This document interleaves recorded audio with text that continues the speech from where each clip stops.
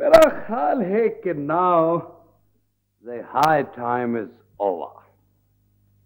वैसे यार ये समदानी है बहुत काइया आदमी, एक एक चीज को 10-10 दफा एग्जामिन किया उसने।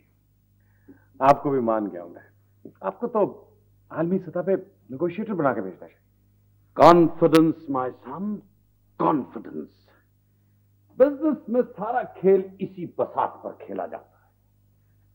ब्लफ भी करो तो धड़ल्ले से करो। वो तो ठीक है सर, मगर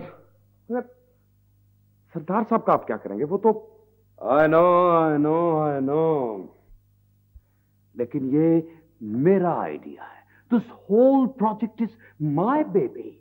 and mind you, in business sky is the limit.